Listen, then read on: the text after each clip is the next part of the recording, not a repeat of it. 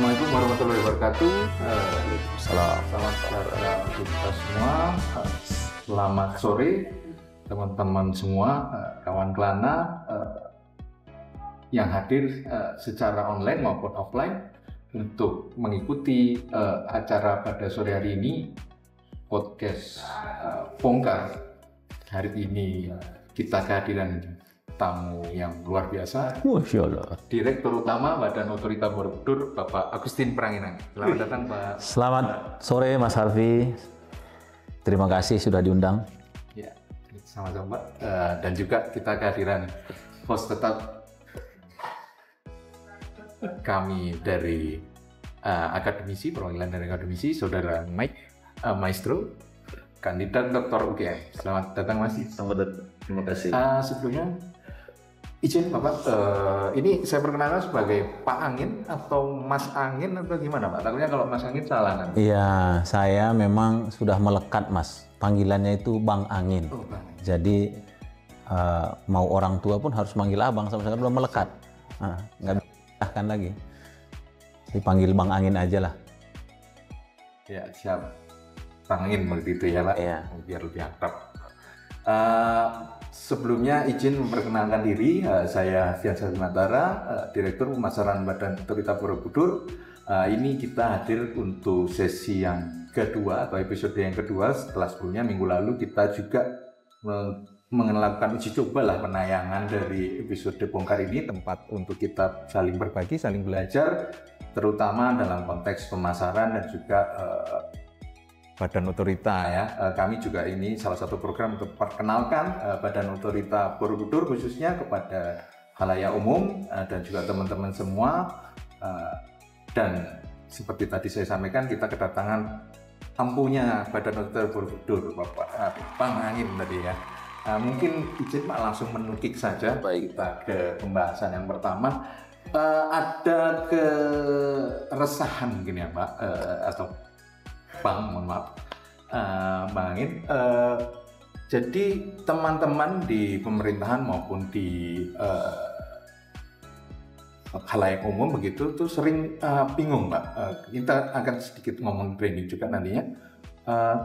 BOB itu sering diperkenalkan sebagai Badan Otorita Borobudur, tetapi sesuai Perpres 46 itu sering disebut sebagai Badan Pelaksana Otorita Borobudur juga gitu. Nah, kadang rancu, Pak.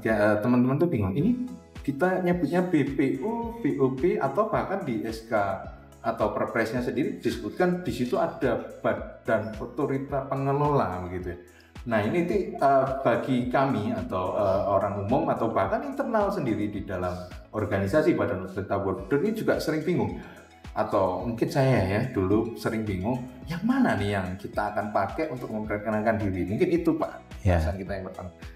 Mungkin waktu Pak, silakan. Baik, terima kasih Mas Harfi. Izin Mas Mike, kami mendahului yang disampaikan Mas Harfi memang betul adanya ya. Kadang-kadang kita dipanggil BOB, disingkat BOB, kemudian di satu sisi BPOB, kemudian di satu sisi BOB. Sebenarnya semua sama. Dari sisi peraturan Presiden 6 tahun 2017 memang perpresnya tentang Badan Otorita Pengelola Pariwisata. Nah, ini panjangnya seperti itu, tapi di dalam perpres ini juga disebutkan atau untuk singkatnya disebut dengan Badan Otorita Borobudur. Jadi di dalam singkatnya dari Otorita Pengelola Kawasan Borobudur itu singkatnya Otorita Borobudur. Nah, Badan Otorita Borobudur ini ada dua kamar. Yang satu kamar Dewan Pengarah yang terdiri dari menteri-menteri dan gubernur, di mana ketuanya adalah menteri koordinator yang membawahi bidang kepariwisataan dan ketua hariannya Menteri Pariwisata. Kemudian kamar yang kedua adalah badan pelaksananya yang diturunkan dalam Peraturan Menteri Pariwisata nomor 10 tahun 2017 itu SOTK-nya disebut Badan Pelaksana Otorita Borobudur, jadi BPOB. Nah, tapi memang kenapa lebih sering kita dikenal BOB daripada BPOB? Dulu ini hadir kan zamannya Pak Arief Yahya. Jadi zaman Pak Menteri Arief Yahya, Menteri Pariwisata, Pak Arief Yahya sebelum Pak Wisnu Tama, lahir tahun 2017. Dulu Pak Arief Yahya itu beliau karena backgroundnya marketing selalu mengatakan yang enak didengar dan lisan kita mudah, makanya udah BOB aja gitu. Jadi kita kalau melapor ada BPOB itu beliau selalu minta udah disingkat BOB aja gitu. Kan kita BOB juga. Nah, rumahnya BOB tadi kan 2 kamar nih, ada kamar Dewan Pengarah, ada kamar Badan Pelaksana. Toh Dewan Pengarah itu kan nggak mungkin ngomong atas nama institusi ini. Beliau sebagai menteri, sebagai gubernur gitu. Akhirnya kita lebih sering dikenal sebagai BOB, Pak Harfi. Jadi memang itulah asal muasal kenapa tadi kadang-kadang BOB, kadang-kadang BPOB, kadang-kadang BOP. Ya di kementerian itu sering terjadi. Undangan itu kadang-kadang kita disebut BPOP, Badan Pelaksana Otorita Pariwisata. Jadi BOP, Badan Otorita Pariwisata. Kemudian kadang-kadang Badan Otorita Borobudur, nggak ada badan pelaksana gitu. Karena semuanya benar, tinggal pilihan aja. Paling enak memang didengar BOB. Maka teman-teman di BPOB atau di BOB ini sendiri, kalau buat event itu selalu BOB. Mungkin izin sedikit merefresh tadi ya Pak ya. Ke teman-teman juga bahwa Badan Otorita Borobudur ini merupakan satuan kerja di bawah Kementerian Pariwisata dan Ekonomi Kreatif untuk yang didirikan pada atau berdasarkan Perpres tadi sudah disebutkan Perpres 46 tahun 2017. Di situ memang tadi sudah dijelaskan bahwa kami merupakan satuan kerja, namun sekarang posisinya kami juga sudah merupakan badan layanan umum. Nah, ketika Badan Layanan Umum ini sudah diputuskan menjadi salah satu bagian dari pengelolaan Badan Otorita Borobudur atau Badan Otorita Borobudur sudah ditetapkan menjadi PLU yang mana dia akan menganut sebuah sistem pengelolaan keuangan PLU. Nah, di sini muncul suatu problem tadi seperti saya sampaikan, ketika kita akan memberikan layanan kepada khalayak umum, ini tadi problem terkait nama ini jadi memang sangat penting karena mengingat seperti yang kami bahas di episode sebelumnya mengenai selling, branding dan juga marketing, ini persepsi orang terhadap BOB ini bisa jadi mereka akan walaupun hanya beda satu huruf saja Pak, mungkin bisa rancu dalam artian ini BOB sama BOB sama nggak gitu. Mungkin Mas Mike bisa memberikan pandangan terkait ini. Seharusnya kami menentukan satu atau memberikan satu penjelasan atau memang di program-program selanjutnya kita akan mulai menggunakan istilah yang sama. Kurang lebih seperti apa Mas Mike pandangannya? Kalau di dalam branding pemerintah selalu ada pertama itu adalah sebagai domain. Nah, sebagai domain itu atau manajemen atau kebijakan. Ini ada 3 hal yang berbeda. Kalau sebagai domain berarti ada fisik di situ yang diolah. Misalnya kalau di Badan Otorita Borobudur, kalau saya boleh menyebutkannya seperti itu, ada sebuah domain dengan Borobudur Highland misalnya, atau sebuah kawasan otorita. Berarti kita sedang berbicara branding untuk sebuah domain. Dan itu dalam pemerintahan pasti sudah berlaku juga, misalnya Kota Yogyakarta dia menyebut brandingnya sebagai apa. Tetapi ketika sudah mau ditetapkan sebagai kepemilikan bersama, berarti di situ ada unsur kebijakan yang notabene akan terlibat secara strategis dan politis. Seperti tadi ketika disebutkan ada beberapa menteri yang juga terlibat dan pelaksananya ada di Kementerian Pariwisata misalnya seperti itu. Itu menjadi salah satu juga yang harus diperhatikan dan pasti punya nomenklatur sendiri Mas. Pasti punya nomenklatur sendiri. Yang ketiga ya terkait masalah manajemennya. Sehingga tadi disebutkanlah bahwa di sini disebutkanlah BPOB karena sebagai pelaksana otoritanya siapa kan begitu. Betul. Ini 3 hal yang kemudian harus disepakati satu nama yang sebetulnya sudah diwujudkan dengan sebuah logo, misalnya sebuah logo yang sudah dipasarkan itu akan mahal kalau di rebranding, misalnya ditambah BPOB misalnya atau BOP misalnya, itu akan menjadi mahal. Kenapa? Semua merchandise akan berubah, warna akan berubah, apalagi kalau sudah ada pop surat misalnya akan berubah, semuanya akan berubah, dan itu perlu dipertimbangkan, Mas. Jadi kalau dari pandangan saya itu sebetulnya secara internal selama BPOB ini ada di sini itu ada masalah nggak dengan komunikasi secara internal dengan menggunakan istilah BOB. Andai kata tidak ada masalah, berarti itu bisa dilanjutkan, Mas. BOB itu bisa internal tadi yang dimaksud antara kami dengan Kementerian Pusat sendiri ya, yaitu Kementerian Pariwisata dan Ekonomi Kreatif, yang mana mungkin saat ini posisinya pisah ranjang mungkin ya bahasanya ya. Itu, nah ini mungkin akan menarik lagi ketika itu akan dibahas. Pada kesempatan kemarin kami juga sudah mengucapkan selamat untuk atas dilantiknya Bu Widi ya sebagai Menteri Pariwisata. Mungkin Pak Angin ada perlu disampaikan sesuatu untuk Ibu Menteri Pariwisata terkait telah bertugas pada. Iya, tentunya saya pribadi mewakili Satuan Kerja Badan Pelaksana Otorita Borobudur menyambut baik atas kehadiran Bu Menteri, Bu Widi. Alhamdulillah minggu lalu juga kami hadir langsung ketika sertijab di Gedung Sabta Pesona, sempat juga mengobrol, menyampaikan tentang Badan Pelaksana Otorita Borobudur. Ada satu hal yang menurut saya menarik dari yang disampaikan oleh Bu Menteri, bahwa Bu Menteri ingin si pemanfaatan kemudian kita melalui bisa internasional.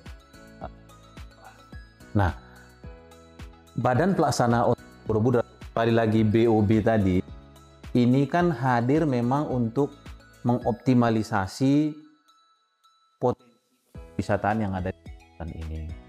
Salah satu yang harus dibangun di kawasan pariwisata Borobudur luas ini, cakupan PN, adalah bagaimana mengembangkan tidak langsung berbeda ya. Jadi Borobudur kan ini sudah world class ini, Prambanan sudah world class.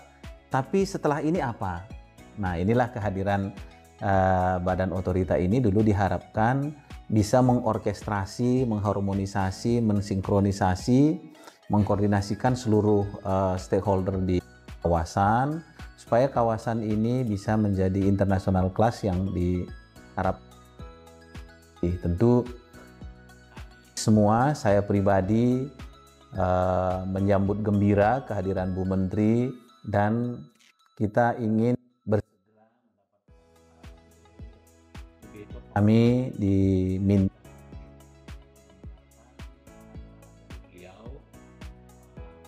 strategis apa kerjasama sehingga BOB ini bisa menjalankan perannya dengan baik.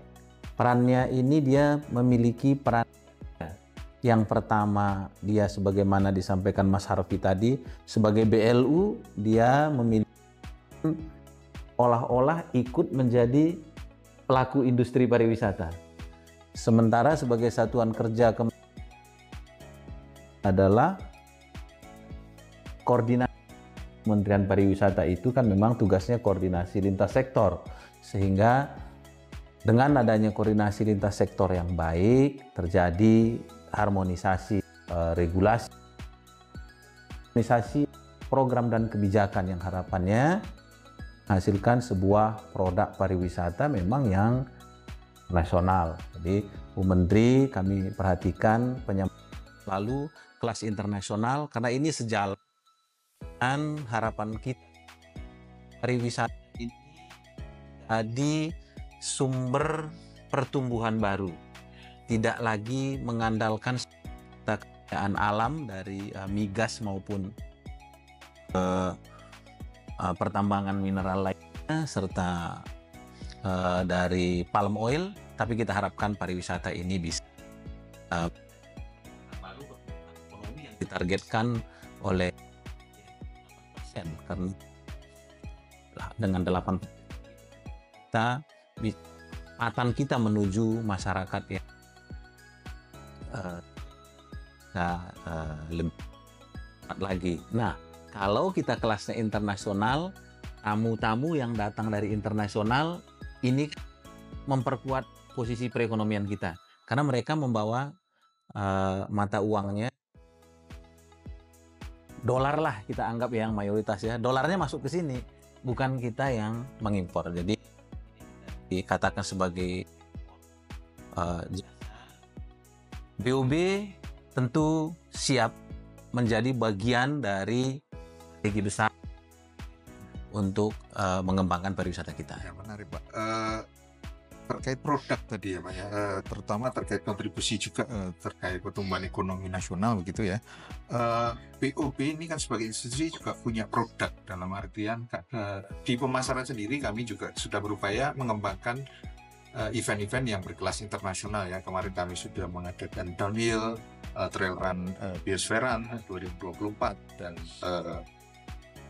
dalam seni musik kita ada, atau seni pertunjukan di dalam konteks ekonomi kreatif, kita pernah mengadakan Java Blues and Roots, kita pernah mengadakan musik biru dan sebagainya. Nah, harapan Bapak terhadap event-event yang telah kami kembangkan ini seperti apa Pak?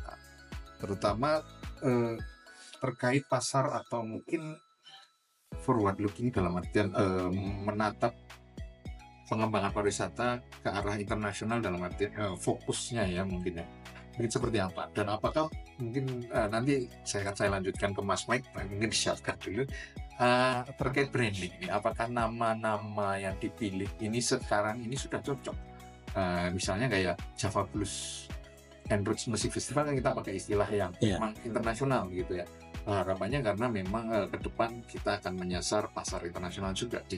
Nah, seperti apa mungkin nanti pendapatnya Mas Mike? Tapi mungkin izin ke Pak Angin dulu terkait ini. Seperti apa? Baik, terima kasih Mas ya. Saya mengapresiasi teman-teman pemasaran yang sudah mulai bergeser mentality dari satuan kerja pemerintah bergeser ke pemain tadi.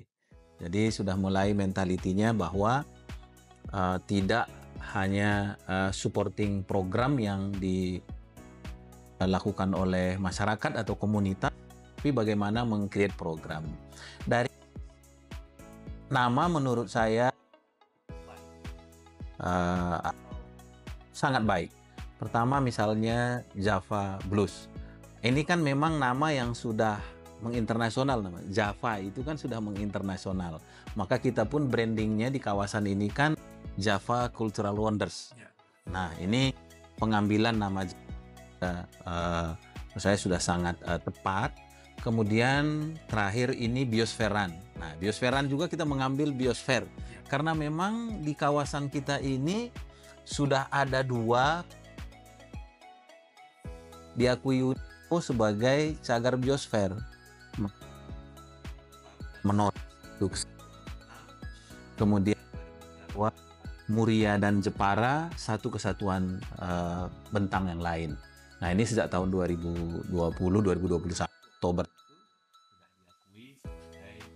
cagar biosfer, sehingga penamaan ini menurut saya dari sisi pengambilan nama bagus ya. Beberapa langkah sudah bisa kita tinggalkan, kita tidak repot memperkenalkan namanya. Sekarang harapan kita kemana? Kita melangkah tentunya dari tahun ke tahun bisa lebih baik. Harapan kami bagaimana ini memang bisa menyasar market internasional, minimum ASEAN. Kemudian lokalnya pun harus mayoritas di luar dari Jawa Tengah dan DIY. Kemarin masih setengah-setengah ya. Jadi Jawa Tengah, tapi alhamdulillah sudah banyak dari beberapa luar Jawa juga. 17 provinsi. Lagi-lagi kenapa sih kita mengejar yang dari luar. Nah, kalau dari luar itu hampir dipastikan kan mereka menginap tuh. Nah, kalau mereka menginap, dipastikan industri akomodasi bertumbuh. Masyarakat hari ini 1 kamar, 2 kamar itu sudah mulai berani investasi untuk membangun homestay. Nah, kalau teman-teman pemasaran ini bisa bertahan terus menyasar market yang menginap, tentu dampak positif tidak hanya kita rasakan sendiri, tapi dirasakan oleh masyarakat. Terima kasih, Bang. Bergeser ke Bang Mike. Ya, mungkin izin pendapatnya tadi terkait yang sudah saya makan terkait event ya, dan juga dalam konteks kemarin kita sempat ngobrol juga di sesi kemarin, baik informal maupun formal, terkait mungkin pendapatnya juga, mungkin saya tambahkan sedikit pertanyaan terkait pengembangan pariwisata berbasis event. Karena event dalam artian atau kita ambil konteks dalam pemasaran, dia sifatnya sebagai aktivasi saja kan sebenarnya. Dia ada di proses yang belakang. Tadi Bapak sempat ngomong terkait promosi, mungkin terkait promosi pariwisata juga itu juga bagian dari marketing communication ya. Nah, ini mungkin izin pendapatnya Bang Mike seperti apa? Ya, terima kasih Mas. Jadi yang menarik adalah pada saat kementerian ini dipisahkan, kurang lebih begitu, akan terasa perbedaannya antara Kementerian Pariwisata dan Ekonomi Kreatif. Mungkin awalnya dari situ, Mas. Kenapa? Karena masih sangat sedikit yang clear di satu sektor ketika dikaitkan dengan pariwisata. Itu pun di kerangka akademis masih jarang, Mas. Misalnya ada 17 sektor, Mas. 17 sektor ketika kita berbicara movie tourism, movie based tourism, atau tourism based movie. Oke. Pariwisata menjadi lebih enak sekarang pada saat kita tinggal mengemas sebetulnya, karena sudah tidak perlu concern terlalu lebar dengan sumber daya manusianya, karena aircraft pasti akan berbicara ke sana, ekosistemnya seperti apa. Berikutnya adalah kita harus berbicara ekosistem pariwisatanya, Mas. Event organizer di Indonesia ini sangat sedikit yang dia concern misalnya dengan fashion based tourism misalnya. Dia ngambilnya ke sana sini, artinya itu menjadi sebuah PR buat Badan Otorita Borobudur untuk menciptakan ekosistem misalnya berbasis event. Ya. Tapi turunannya pun clear bahwa ini memang IO yang memang dia punya kualifikasi yang sangat hebat di fashion tourism misalnya seperti itu. Jangan hanya fashionnya saja, tapi fashion based tourism. Kenapa? Karena dia harus berkoneksi dengan industrinya. Ini jadi, maksudnya misalnya kalau kita bicara fashion tourism tuh bukan hanya berbicara baju, batik yang di fashion show kan, bicara di situ. Tetapi yang datang lokal, bukan turis lokal yang biasa beli baju, tetapi bisa turis asing yang memang dia punya industri di sana yang ingin membeli brandnya, bukan membeli bajunya, tetapi brand suka dengan model akan beli. Ini menjadi PR yang sangat besar pada saat pariwisata. Kemudian pemasarannya itu, kalau kata orang, atau tugasnya pemasaran dong. Betul, tetapi ada pemasaran perencanaan, ada pemasaran investasi, ada pemasaran kehumasan. Ini semua mempunyai fungsi-fungsi pemasaran. Misalnya begini, Mas, kita ada desa-desa nih, kita bicara sumber daya manusianya. Pariwisata bagaimana? Apa kita meninggalkan? Oh enggak, justru ada program apa? Misalnya ada sebuah program disebut dengan biosfer, kawasan biosfer. Tugas pariwisata kan memasarkan biosfer pada masyarakat. Apa sih sebetulnya menjadi warga yang tinggal di cagar biosfer? Itu seringkali juga tidak disampaikan. Pada saat ujungnya adalah pariwisata. Saya yakin event menjadi sebuah jawaban yang cerdas, Mas. Apalagi dengan penamaan yang tadi sudah disampaikan. Hanya memang kita harus pelajari juga ekosistem di 35 kabupaten kota ini seberapa hebat. Saya suka dengan satu namanya ada Synchronize, yang sebetulnya kalau di tugas dan fungsi pemerintah di sini Badan Otorita kan mempunyai tugas untuk mensinkronisasi. Andai kata ada Synchronize Fest yang memang itu adalah program untuk mensinkronisasi sebuah kondisi teraktual saat ini, misalnya bicara masalah event, fokus di event aja, Mas. Itu udah PR banget. Iya, sebenarnya menarik ketika kita ngomong event itu sebagai basis perencanaan pengembangan pariwisata juga ya, karena seperti tadi dibilang, kita hanya mengemas, dalam artian memang yang diperlukan banyak aktivasi. Itulah mengapa kalau tidak salah mulai periode 2021 dibentuklah Deputi Event sebagai bagian dari proses aktivasi sebuah program pemasaran. Nah, tapi yang saya cermati kadang memang tadi ngomong sinkronisasi ya, belum ada sinkronisasi dengan destinasi atau lokus destinasi yang memang ingin dikembangkan. Jadi sebagai contoh misalnya destinasi yang akan dikembangkan adalah Kabupaten Bantul, tapi ternyata event yang didukung di Sleman. Nah ini kalau bagi kami itu perlu kita advokasikan atau kita sinkronisasikan dengan program-program pusat juga, termasuk dengan program andalan Kementerian Pariwisata pada waktu sebelumnya yaitu ADWI, Anugerah Desa Wisata Indonesia. Ini juga mungkin kita perlu sinkronisasikan dalam artian pengembangan destinasi ini juga harusnya selaras dengan pengembangan event yang ada di destinasi di desa wisata itu. Hemat kami seperti itu ya. Tapi bisa saja kami juga ada kesalahan gitu, tapi memang kita perlu mulai bicara nih terkait sinkronisasi program-program antar deputi ya, mungkin dalam artian di dalam kementerian sendiri maupun internal badan otorita borobudur sendiri. Lagi-lagi memang terkait pemasaran ini menarik ya, kulik ya. Sebenarnya kemarin kita juga sampaikan terkait materi dasar branding, selling, marketing itu juga panjang sebenarnya bisa. Dan tadi Mas Men udah ngasih kisi-kisi ya, bocoran kepada pemirsa bahwa next episode mungkin kita akan bahas terkait pemasaran investasi. Saya memperbaiki kata-kata Mas kita di ketika salah. Sebetulnya tidak dihitung, Mas. Nah, ya. Yoskaran kemarin 1.000 orang, cuma 1.000 orang suatu hari. Tetapi rata-rata mereka mengeluarkan uang itu 1 juta. Berarti kalau dikasih 1.000, kalau dikali 1.000, berarti 1 miliar. Berapa biaya produksi event kemarin? Berapa yang kembali menjadi PNBP, menjadi tugas BLU? Betul. Tapi ada benefit yang tidak dihitung. Karena itu bukan kita terima, Mas. Artinya ketika satu orang mengeluarkan biaya 1 juta rupiah, ada 1.000 orang, uangnya dari kita, Mas. Di luar dari biaya pendaftaran. Itu kan kemana? Piring mungkin, Bang. Kalau Bang kalau bicara masalah piring pariwisata. Nah, itu yang saya sampaikan tadi. Jadi BLU itu bukan tujuan akhir dari pengembangan kepariwisataan yang dititipkan di badan otorita ini. Sering saya guyoni, badan otorita ini kan mirip lurah gitu. Jadi lurah itu tugasnya apa sih? Tugasnya mensejahterakan rakyatnya, menjaga, ciptakan keamanan di kawasannya. Tapi untuk menjaga kelangsungan hidupnya, lurah itu dikasih tanah bengkok. Ya. Jadi lurah jangan sibuk ngurusin tanah bengkok tapi lupa mengurus warga. Jadi badan otorita ini dikasih lahan otorita itu tanah bengkoknya.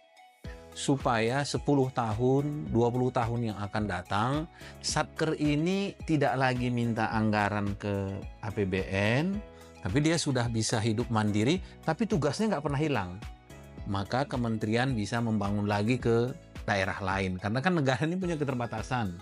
Kalau negara terus-menerus fokus di 5 DPSP, lah nanti provinsi yang lain minta merdeka.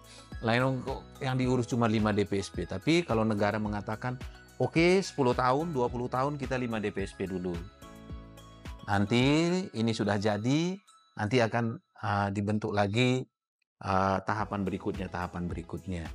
Nah, tugas utama pemerintah itu apa sih? Selalu saya sampaikan itu ada 3. Yang pertama, melindungi segenap bangsa, tumpah darah. Yang kedua, memajukan kesejahteraan umum, mencerdaskan kehidupan bangsa. Nah, kita di bagian memajukan kesejahteraan umum ini. Tadi dengan anggaran APBN yang dititipkan ke BOB, 1 cangkir, anggaran ini kita buat event. Loh, kok yang kita terima dari pendaftaran tidak menutup? Ya memang kita bukan bisnismen murni, tapi menciptakan satu ekosistem. Nah, yang saya sampaikan, setiap kegiatan itu ya harus di piring-piring masyarakat itu. Kesejahteraan, ya piringnya itu tentu nggak bagi-bagi amplop, tapi yang usaha produk pertaniannya yang sudah dikemas dengan baik bisa dijual. Kemudian ada yang kamar menginap, itu lebih dari 1 juta pengeluaran mereka. Bayangin ada yang dari Jakarta naik pesawat. Saya tanya ada mbak, ngapain ikut lari ini gitu kan, dari Jakarta nih. Saya bingung, mbak dari mana? Jakarta. Tadi naik apa? Ada shuttle panitia. Wah, saya tahu juga panitia juga. Terima kasih panitia, pelayanannya bagus. Jadi beliau naik pesawat dari Jakarta, menginap di sekitar Mangkubumi. Kemudian katanya ada dari stasiun kereta ya. Jalan kaki ke stasiun kereta, pagi naik shuttle ke Pagerharjo. Saya tanya, kenapa mau? Karena belum pernah mau tahu. Karena beliau memang senang lari katanya, karena ingin ini medannya gimana sih? Ya, betul. Gitu. Teman saya dari Bandung juga begitu, menginap di homestay Menarik sana. pernyataan Bapak tadi, Bang Angin tadi terkait kehadiran, dalam artian kehadiran PUB di event-event yang sudah kami laksanakan. Karena sering ditanya juga, kenapa sih Badan Otorita Borobudur ini lokasinya di sana, di Menore ini, di dalam artian di area pegunungan Menore atau Cagar Biosfer Menore ini.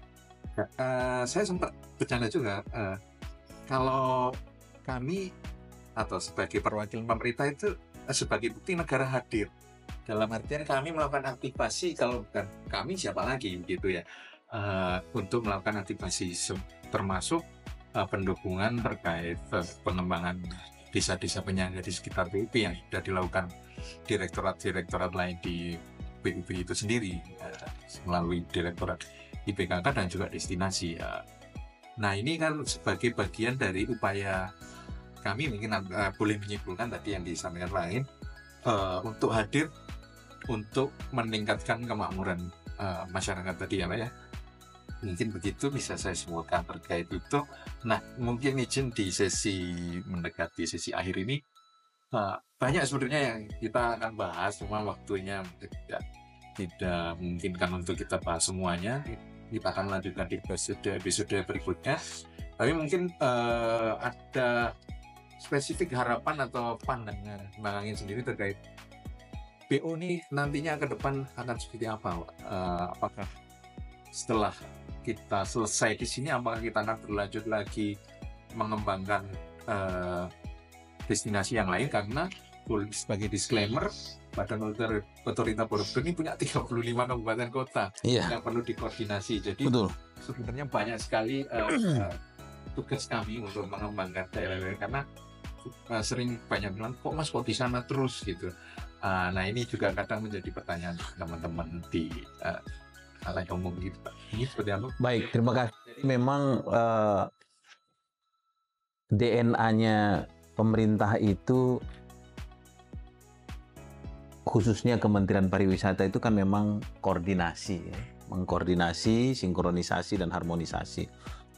Nah, sinkronisasi program tentu sangat penting, tapi tidak mudah. Tidak mudah, tapi itu yang harus dilakukan. Kita harapkan mudah-mudahan di 2025 bisa ada sinkronisasi calendar of event. Harapan kita sebenarnya dukungan-dukungan yang diberikan oleh kementerian itu bisa sedikit menekan.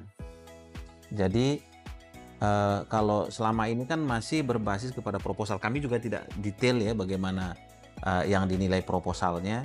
Tapi kalau kita misalnya bisa, nah itu problem lagi di kementerian. Anggaran kita pun H-1. Padahal sebenarnya kalau mau ideal sinkronisasi program ini kan hari ini tanggal 28 Oktober 2024 kita sudah membicarakan program 1 Januari sampai 31 Desember 2026. Jadi kami punya anggaran dukungan untuk kawasan pariwisata Borobudur 2 gelas energi lah kita sebut, jangan gelas energi dari Kemenpar. Kami bagi 12 secara merata. Januari energi sekian, Februari energi sekian, Maret energi sekian, kemudian bagi lagi berdasarkan perwilayahan. Perwilayahan tentu paling mudah dihitung itu kan berdasarkan hub. Jadi Bandara Iya sekian kilometer, sekian energinya, Solo sekian kilometer, sekian energinya. Jadi kalau pendekatan matematis akan keluar tuh Tidak numpuk event itu di bulan Juli atau Juni. Jadi Januari pun ada event yang didukung, Februari pun ada event yang didukung.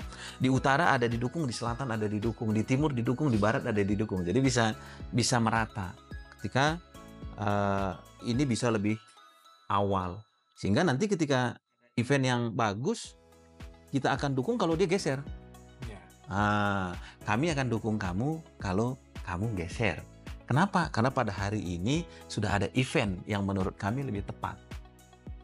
Kalau tidak bersedia, ya monggo. Tapi energi kami tidak masuk ke situ. Jadi anggaran pemerintah itu harus tidak hanya menopang, tapi mengarahkan. Harapan kita. Tapi ini anggaran kan tidak dititip di Badan Otorita nih.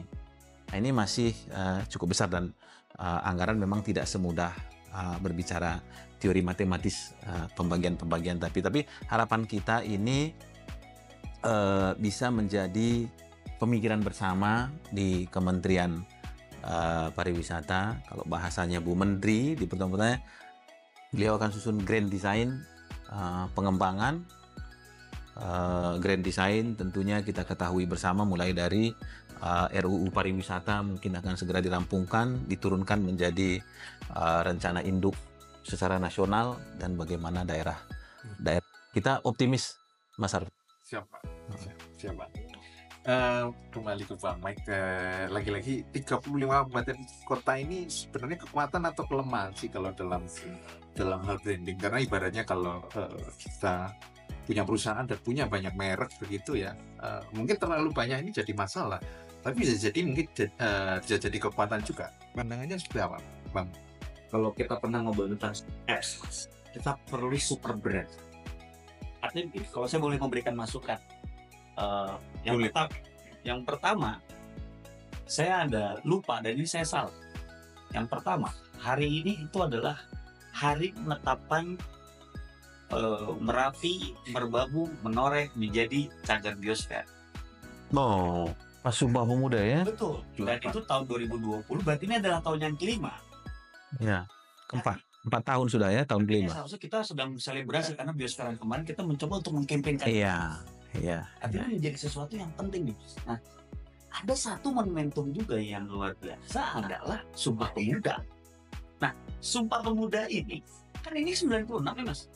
Kalau saya boleh memberikan masukan, pada saat kita mau mensynchronize atau mengharmonize suatu program, ambillah mau menjelang 100 tahun Sumpah Pemuda 2008. misal. Artinya itu perlu ada roadmap. Nah, turunan-turunannya itu di dalamnya bisa ada sport tourism, bisa ada movie tourism, bisa ada music tourism, tetapi menuju ke 100 tahun Sumpah Pemuda. Jadi bahasa itu akan dikenal oleh masyarakat itu jauh lebih dimiliki oleh mereka. Hal yang paling sederhana yang kita pernah lakukan adalah pada saat kita merayakan 17 Agustusan dimanapun, tetapi tidak pernah dikemas pariwisata. Padahal itu se-Indonesia melakukan 17 Agustusan. Akhirnya mereka hanya buat mereka oleh mereka untuk mereka. Tetapi kalau dikemas pariwisata, menariknya 17 Agustusan di sini. Se-Indonesia melakukan promosi 17 Agustusan, saya yakin orang luar negeri itu pengen tahu selebrasi 17 Agustusan. Ini tidak pernah dilakukan. Maksud saya adalah bagaimana menaikkan value, tentunya membutuhkan sinkronisasi, membutuhkan harmonisasi yang tadi, tetapi dengan tujuan yang mudah untuk dicerna juga oleh masyarakat tadi, Mas. Misalnya nih Road to 100 tahun Sumpah Pemuda, misalnya Badan Otorita Borobudur, kemudian diturunkan dalam kerangka teknis yang sebetulnya sehari-hari kita lakukan, Mas, tapi visinya ke sana. Menurut saya sih singkatnya kita perlu super brandnya tadi. Kalau di PNK sudah ada berakhlak, itu menjadi super brand, itu menjadi attitude yang harus kita lakukan. Tapi pada saat melakukan program ini, apa sih yang mau kita lakukan sampai dengan kerangka teknis 100 tahun Sumpah Pemuda itu menjadi momentum yang menarik, karena mengkampanyekan brand itu butuh tahunan, Mas. Nggak bisa 1 tahun langsung jadi gitu, karena apalagi 35 kabupaten kota itu akan menjadi sebuah kelemahan kalau Mas Ardi tanya tadi. kalau hanya target 1 tahunan gitulah, tahun ini, tahun depan itu akan sangat melelahkan. Tetapi kalau kita bilang menjadi value bersama, 35 kabupaten kota ini bisa menginspirasi kabupaten kota yang lain. Ayo kita rayakan 100 tahun Sumpah Pemuda dengan cara pariwisata kayak gimana sih, Mas? Gitu kurang lebih. Karena ini jangan dilihat atau kayak seperti tahun baru. Ya. Di Jepang misalnya itu sangat kental promosinya, dalam artian di tahun baru di Jepang itu akan ada perayaan pukul ini misalnya gong besar itu ada tradisi-tradisi yang unik yang bisa dipromosikan. Nah, sebenarnya untuk ulang tahun kemerdekaan ataupun kita ambil konteks Sumpah Pemuda atau hari Kesaktian Pancasila pun misalnya itu bisa kita promosikan dalam suatu program yang khusus memang ya. Ini sangat menarik. Bisa nanti diproposal untuk Bu Menteri nanti begitu mungkin mendekat. Iya, saya pikir ya yang disampaikan Mas Mike ini pernah kita obrolkan juga 1-2 tahun yang lalu. Waktu itu konteksnya dan saya baru ngeh ikhtiar Sultan Agung memerdekakan kita dengan menyerbu Batavia itu kan tahun 28 ini yang ke-400 tahun. Wah, sementara Sumpah Pemudanya yang ke-100 tahun.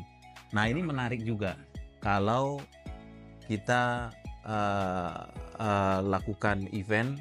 Dulu idenya saya, Mas Harvey juga waktu kita masih di destinasi mau buat lari dari Pleret sampai Batavia. 3 tahun yang lalu ya.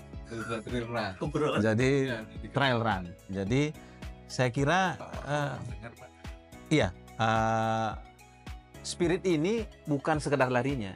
Kita ingin menunjukkan bahwa pemuda-pemuda Indonesia itu sehat-sehat dan mampu menjemput 2045 dengan baik. Nah, ini saya kira bisa sesuatu yang kita canangkan untuk 4 tahun ke depan ini Pak Harvey. Betul. Secara menambahkan secara positioning jadi semakin kuat. Memang kita harus mensinkronize dengan market, tetapi market kita bahwa yang muda tadi. Iya. Jadi semakin sulit kan, maksudnya nggak mungkin semua market kita mau sasar. Mencoba memarketkan sesuatu yang memang pasarnya adalah di 4 tahun lagi itu adalah pasar yang kita bina gitulah Mas Kurat. Iya. Gen Z yang seperti itulah, event-event yang harus dilakukan. Dan kita kumpulkan diaspora seluruh dunia. Begitulah kurang lebih. Nah, Sumpah Pemuda jadi Sumpah Diaspora. Betul sekali. Sumpah diaspora. Saya catat. Sumpah saya catat. Jadi 2028 ya. Dan itu kerja semua pihak, Bang. Maksudnya Iya, melibatkan semua Menteri Luar Negeri, kebudayaan. di sini pun bukan tugas pemasaran saja. Jadi Bukan. Dan bukan hanya tugas BOB. BOB kan menjadi orkestratornya aja. Katalis ya. Jadi ide ini kita jaga untuk digulirkan terus-menerus. Tentu harus ada capaian-capaian. 2025 apa dulu, 2026 apa, 2027, 2028 karena mengumpulkan 10.000, 20.000 atau 100.000 pemuda, kita harus cari juga camp yang bagus kan. Ya, mendekati sesi yang terakhir mungkin Pak, kami pengen menanyakan nih pendapat Bang Angin terkait IQTF atau Indonesia Quality Tourism Fund. Oke. Nah, Bang Angin pernah cerita atau memberikan arahan kepada kami terkait ini, yaitu bisa nggak sih kita membuat sebuah event yang kelasnya tadi internasional dan istilahnya sesuai dengan kaidah atau kebiasaan yang ada di masyarakat, seperti tadi misalnya yang biasa dirayakan masyarakat Sumpah Pemuda, seperti Hari Kemerdekaan, seperti Tahun Baru, Tahun Baru Islam, Tahun Baru Chinese gitu misalnya, Tiongkok begitu ya. Ini mungkin nggak Pak kita atau pandangan Bang Angin sendirilah dan juga nanti mungkin Bang Mike terkait kesempatan yang mungkin bisa kita ambil dari adanya Indonesia Quality Tourism Fund ini sendiri. Iya, saya berkeyakinan itu salah satu solusi yang tidak gentil ya. Jadi jangka panjang. Pemerintah melihat khususnya yang pariwisata ya, kesuksesan LPDP, dana bergulir beasiswa. Hari ini alhamdulillah kita tidak lagi berhenti di mengejar potensi-potensi beasiswa dari luar negeri, tetapi pemerintah kita sendiri sudah menyiapkan dengan dana abadi yang setiap tahun ditambah dan yang dimanfaatkan hanya manfaatnya. Jadi uangnya tidak berkurang. Kalau selama ini APBN kan dikasih memang harus dihabisin. Nah, ini tidak untuk dihabisin. Jadi Quality Tourism Fund ini juga diharapkan setiap tahun akan bertambah. Ini menjadi dana abadi pengembangan kepariwisataan kita, dikelola oleh salah satu lembaga yang juga tidak kaku secara perencanaan maupun pengelolaannya. Kami sampaikan BUB harus proaktif menyampaikan proposal. Jadi tidak hanya proposal untuk event, tapi juga salah satu pengembangan zona otorita. Karena dengan event yang bagus, kalau kita tidak imbangi dengan memperbaiki atraksi ataupun amenitas yang ada, nanti pengunjung itu nggak lama. Padahal harapan kita kan sebagai Mas Harfi sampaikan tadi, event itu kan aktivasi, aktivator. Nah udah aktif, dia mau jalan-jalan nggak bagus atraksinya, pulang lagi dia Pak. Jadi harapan kita datang event yang kelas internasional, eventnya selesai pun post event, pre eventnya itu mereka tetap ada di sini sehingga length of stay-nya meningkat. Ya, mungkin kalau Bang Mike gimana berkaitan IGDF ini? Kesempatan apa sih yang bisa diambil BUB dalam hal ini sebagai salah satu juga pengembang pariwisata yang ada di wilayah Jawa Tengah dan DIY yang saya lebih gampang nyebutnya, ini seperti apa? Apa sih yang mungkin kita bikin gitu ya? Kemarin terakhir kalau salah Bang Alim juga sempat ngomong, mungkin nggak sih bikin Grand Expo gitu, hal kayak gitu mungkin ya? Iya, itu pada saat kita berbicara market kita adalah Gen Z, generasi memang yang tumbuh dan berkembang saat ini dengan karakternya yang seperti itu. Gaya mereka juga kan berubah dalam berwisata, dan saya berani bilang bahwa pariwisata itu kan Pancasila Mas, menurut saya pariwisata itu Pancasila. Artinya saya lebih khawatir pada saat mereka itu tidak memiliki nilai-nilai kebangsaan lagi yang kuat. Itu kan yang dicontohkan oleh Presiden kita Pak Prabowo yang dengan kegiatan seperti itu kan bukan pengen menunjukkan keras, tetapi menunjukkan bahwa kita tuh bisa bersama-sama loh, dia pengen membuka pikiran itu. Nah, berlawanan dengan Gen Z, mereka sangat individualis. Artinya pariwisata itu bisa menjadi senjata yang powerful untuk membuat mereka tetap Indonesia. Jadi menurut saya quality itu bisa diterjemahkan juga bagaimana membuat Gen Z ini dengan attitude yang ada pada saat ini, dengan tadi kita berbicara tentang Sumpah Pemuda, kita berbicara masalah biosfer, itu lebih membuat mereka mau mingle. Dan event itu kan sebuah jawaban bagaimana mereka bisa berkumpul menjadi satu daripada dia segala-galanya online. Gen Z ini kan karakternya individual dan itu menantang dong. Karena apa? Karena itu sudah menjadi prototipe dari sebuah generasi bahwa Gen Z itu seperti itu. Apakah kita mau bikin event yang berbau games misalnya? Karena itu sudah dikedepankan juga oleh pemerintah juga masalah game ya bahasa Indonesianya kan. Iya, game gitu kan. Bagaimana itu kita jadikan tools untuk bisa membuat mereka paham pariwisata itu bukan hanya sekedar selfie. Ini kan PR. Lebih banyak yang mereka kunjungi itu adalah generasi Gen Z. Tetapi mereka tidak dalam pada saat mereka mengunjungi satu destinasi. Ini PR yang jujur kita harus coba jawab bersama-sama. Bagaimana membuat mereka bukan hanya sekedar ingin memberi makan Instagramnya, feeding, tetapi juga mereka paham makna balik itu. Karena saya ingat banget 2016 itu pertama kali, kalau saya 2016-2017 itu pertama kali muncul game yang namanya Pokemon Go. Ya, satu game yang berbasis lokasi GPS ya. Waktu itu sempat kami di pemasaran sempat ngobrol-ngobrol begitu. Apakah mungkin nggak sih kita bikin event lari tapi berbasis Pokemon Go, yang mana orang bisa check in di satu tempat untuk nyari Pokemon sekaligus lari. Dan akhirnya terjadi kejadian kemarin 2024 di Prambanan ya kalau nggak salah. Itu akhirnya terwujud gitu. Tapi ini kan waktunya kayak kita baru sadarnya 8 tahun kemudian gitu ya. Tapi mungkin memang itu bisa jadi pemantik lagi ke depan bahwa sebenarnya banyak kemungkinan yang bisa kita lakukan ke depan terkait pengembangan pariwisata.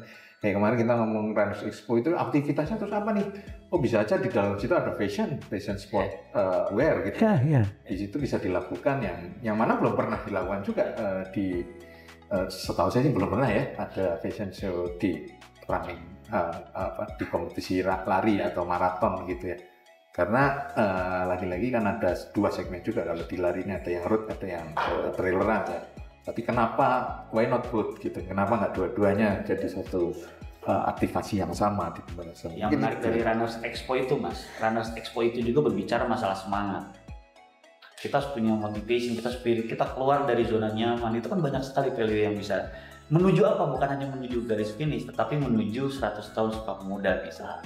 Ini menjadi model bisnis yang menarik pada saat dia bisa menabung, dan akhirnya menjadi perayaan 100 tahun itu menjadi istimewa karena sebuah perjalanan yang panjang.